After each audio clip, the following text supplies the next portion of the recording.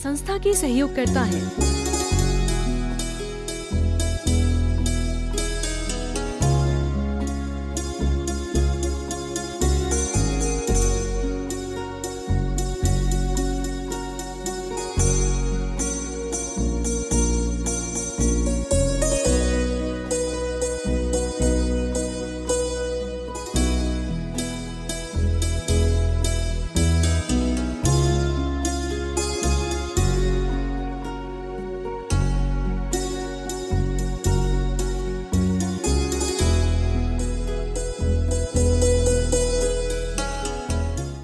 हजारों मंजिलें मिलती हैं राही जिंदगानी में, हजारों मंजिलें मिलती हैं राही जिंदगानी में, मगर एक आखिरी मंजिल बड़ी मुश्किल से मिलती है, मगर एक आखिरी मंजिल बड़ी मुश्किल से मिलती है।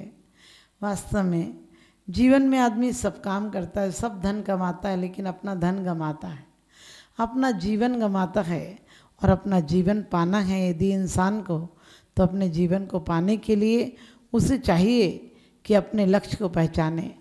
बाहर के धन दौलत, परिवार के लिए, संपत्ति के लिए, सत्ता के लिए बहुत प्रयत्न करता है, लेकिन जो सत्ताधारी है यानी जो स्वयं की आत्मा है, स्वयं को भूलकर सब कुछ कमाता है, स्वयं को भूलकर सबको याद करता है, स्वयं से मिलने के अलावा सबसे मिलता है। और जो स्वयं से ही नहीं मिला, जो स्वयं सुखी नहीं है, वो दूसरों को क्या सुखी कर सकेगा। जो स्वयं भिखारी है वो दूसरों को क्या दान दे सकेगा। जो स्वयं लाचार है, परवश है, मजबूर है, बंधन में है, वो दूसरे को कैसे मुक्त कर सकता है। लोग सोचते हैं कि कारागृह का बंधन बंधन है, लेकिन हमारे आचार्य कहते हैं कारागृह का बंधन इतना बड़ा बंधन नहीं है, उससे शायद मुक्ति मिल सकती है, शायद सजा माफ हो सकती है, शायद तुम्हें विवेक जागृत हो सकता है, लेकिन जो स्वयं के परिणामों में तुमने ममत्व भाव का बंधन बांध रखा है, जो राग के बंधन बांध रखे हैं, वो बहुत खतरनाक हैं। वो जन्म जन्मांतर से हैं। तुम यहाँ रहो, तुम्हें ऑफिस की चिंता रहती, तुम मंदिर में रहो, दुकान में रहो, ऑफिस में रहो, तुम्हारा मन कहीं और होता है। और इतना बंधा होता है कि बात करते हुए भी बात नहीं करते हो, रहते हुए साथ नहीं रहते हो। क्योंकि आपने देखा होगा आदमी, अमीर आदमी जीवन में, घर में भी ठीक से नहीं रह पाता है, क्योंकि वो धन से इतना प्यार करता है जितना पत्नी से भी नहीं कर पाता है। वो परिवार से भी इतना समय नहीं देता जितना धन के लिए समय देता है। रात में सोते भी जागते भी उसी की चिंता करता है, रहता है।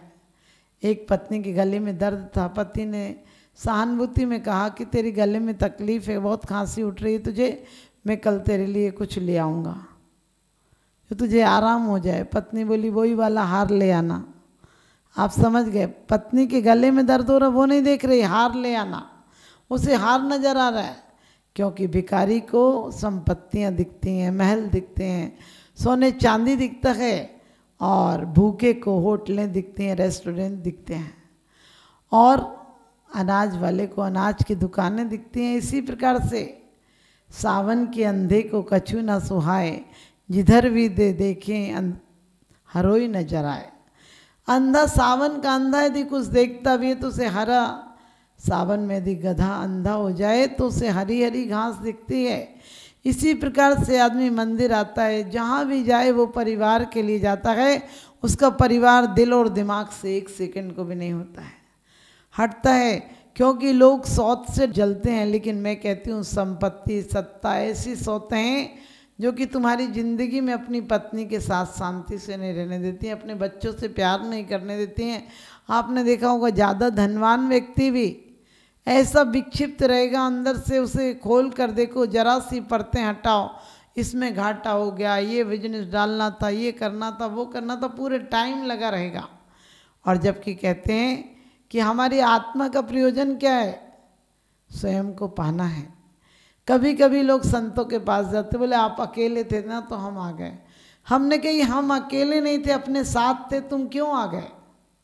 तुम्हारे आने से क्या मतलब। जितना भी संसार बढ़ेगा, संसार किसी वस्तु स्थिति का नाम नहीं है, संसार किसी मकान का नाम नहीं है। एक संत ने कहा, रामचंद्र विवेकानंद थे, उनके पास उन्होंने कहा आज बंद कर दो, मेरी पत्नी आई है। उनके शिष्य ने कहा आपकी पत्नी, आपको तो छोड़े 10 साल हो गए घर, अभी तक पत्नी है और आप बंद करने की बात करते हैं। आपने इतने व्यक्ति, इतनी महिलाएं आती हैं, आपने कभी नहीं कहा दरवाज़ा बंद कर दो।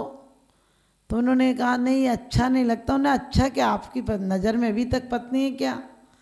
आप क्यों नहीं मिलना चाहते? और भक्तों की तरह इन्हें दर्शन क्यों नहीं देना चाहते हैं? क्यों इनके आते ही आपने कह दिया है कि इसको बाहर निकालो, दरवाज़ा बंद कर दो? और कहते हैं कि उन्हें ख्याल आया कि हाँ वाकई में मेरे अंदर अभी पत्नी भाव है क्या। और इतना ही नहीं, जब उनकी पत्नी मर गई तो उन्होंने कहा चलो आज झंझट मिटी। उस समय 20 वर्ष हो गए थे। उनके शिष्य ने फिर कहा कि आपके साथ झंझट अभी तक लगी थी क्या? आपने देखा होगा कभी कभी लोग धन तो गिन गिन के कमाते हैं, लेकिन दान भी गिन गिन के करते हैं। मैंने यहाँ इतना किया, मैंने यहाँ इतना किया, मैंने यहाँ इतना किया। तुमने मैं का तो त्याग ही नहीं किया। और हमेशा ध्यान रखना अपनी आत्मा का प्रयोजन क्या है। तो दौलत राम जी कहते हैं जीवादि प्रयोजन भूत तत्व सरधे तीन माही विपर्यत चेतन को गए उपयोगी रू उन्मूर्त चिन्ह मूर्त अनु। आज तक जो दिख रहा है हमें, जिसके साथ हैं, सब पुद्गल दिख रहे हैं। जड़ पदार्थों पर इतना ममत्व हो गया, इतना लगाव हो गया कि चेतना कभी नज़र नहीं आती कि हमारी चेतना भी कोई अस्तित्व रखती है, हमारी चेतना भी कोई चीज़ है। हमेशा आदमी बाहर देखता रहेगा कि हमें बाहर क्या मिलेगा, कैसे मिलेगा, कब मिलेगा, लेकिन अपने आप को नहीं देखता है कि हमें क्या पाना है, हम क्या पाने के लिए आए थे। यहाँ आए थे, जब आता आदमी तो परमात्मा की तरह होता है।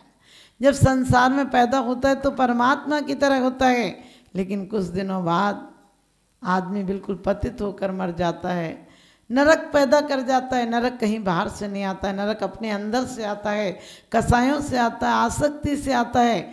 1 होकर 10 होते, 10 होकर सहस्त्र हों तो अच्छा है। यूं ही इच्छा करते करते लाखों के हद तक पहुंचा है, तो भी यह इच्छा समन न हुई। ये ऐसी डायन इच्छा है। एक गरीब आदमी को सुबह भक्ति कर लेता था, कहीं से भिक्षा मांग लेता था और पेट भर लेता था, रोज भजन करता था। एक दिन एक उसके मित्र ने कहा कि तुम इतनी मेहनत करते हो और एक बार मांग लो, फिर पूरे जीवन भर आराम से भजन करना, मांगने भी नहीं जाना पड़ेगा, किसी से कहना नहीं पड़ेगा, ठाठ से भजन पूजन करना। राजा यहाँ का जाओ तो वरदान देता है, जो मांगो वही देता है। और कहते हैं कि राजा के पास जब वो गया सुबह सुबह, राजा ने कहा बोलो क्या चाहिए। कहने लगा कि सोच के बताता हूँ, वैसे तो छोटी सी चीज़ चाहिए, ज़्यादा नहीं चाहिए, कि मेरे 2 रोटी का गुजारा हो जाए। राजा ने कहा मांग लो। उसने कहा सोच के बताता हूँ, आप आधा घंटे का टाइम दो। राजा ने कहा ठीक है, आधा घंटे बाद बता देना। और कहते हैं कि उस समय तक उस पर एक मात्र लुंगी थी, और लुंगी उसकी घर भी था, लुंगी उसके कपड़े भी थे, लुंगी उसके बिस्तर भी था, सब कुछ था उसके पास, क्योंकि उसी में गुजारा चला लेता था, वही नहा लेता था, वही लपेट के सो जाता था। इस तरह से उसका गुजारा चल रहा था। लेकिन बाद में विचार आया क्या मांगूं राजा से। फिर सोचा कि गेहूँ मांग लेता हूँ। उसने कहा गेहूँ तो फिर ख़त्म हो जाएंगे, इसलिए ऐसा करता हूँ कि ज़्यादा गेहूँ मांग लेता हूँ। फिर सोचा गेहूँ कौन कौन मांगने आएगा, हर साल ख़त्म हो जाएंगे। फिर सोचा खेत मांग लेता हूँ। फिर उसने कहा खेत में क्या काम चलेगा, अरे व्यापार भी बढ़ाऊँगा, मकान भी बनाऊँगा, शादी भी करूँगा और बच्चे भी होंगे, फिर उन्हें भी धंधा कराना पड़ेगा। उसके बाद फिर उसने राजा से कहा कि कोई बात नहीं, आप ऐसा करो कि मुझे इतना दे दो कि आप खेत दे दो। राजा ने कहा कितने खेत चाहिए। फिर उसने सोचा खेत लूँगा, राजा को टैक्स देना पड़ेगा, राजा कभी टैक्स बढ़ा देगा। इतना विचार करते करते राजा से कहने लगा मांगता हूँ, थोड़ा सा समय और दो। राजा ने कहा ठीक है। तो वो और सोचने लगा कि ऐसा करता हूँ कि थोड़ा सा राज्य क्या मांगना, आधा राज्य मांग लेता हूँ। फिर विचार आया कि आधा राज्य भी क्या मांगना, पूरा राज्य मांग लो। आधा मांगा, अपन को तो राज्य करना आता नहीं, अपन ने मांग लिया और इसने फिर कब्जा कर लिया, चढ़ाई कर दी, तो कौन जीतेगा। उसने राजा से कहा कि राजन पूरा राज्य दे दो। राजा ने कहा तथास्तु, तू राज्य ले ले, क्योंकि मैं तो बहुत दिन से सन्यासी होना चाहता था और आज तूने राज मांग करके मुझे मुक्त कर दिया। लेकिन इतनी बात सुनते ही कि राजा भी बहुत दिन से सन्यास चाहता था और मैं एक भिखारी होकर कहाँ राज्य मांगने में लग गया, चलाना आता नहीं, क्या करूँगा पूरा राज्य लेके।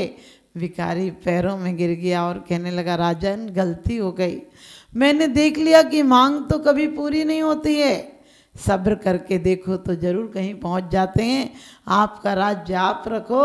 राजा ने कहा मैंने दे दिया। तो सच में धर्मात्मा व्यक्ति तो कहता है राज्य और मकान महल किसी और को दे देना, मुझे तो सिर्फ अपने चरण शरण में सानिध्य में दे दो, अपनी थोड़ी सी चरण में आप आसरा दे दो मुझे, इसके अलावा कुछ नहीं चाहिए। क्योंकि भक्त को भगवान से क्या चाहिए, मेरे न चाहे कछ और इस रत्नात्रय निधि दीजिए मनीष। क्या कहते हैं रत्नात्रय निधि, रत्नात्रय निधि नहीं मांगी है, उनकी गद्दी मांगी है। आप कहते हैं निज पद दीजिए मोए, मैंने कहा किसी नेता से कहकर देखना निज पद दीजिए मोए, उसी दिन तुम्हें जेल में डलवा देगा।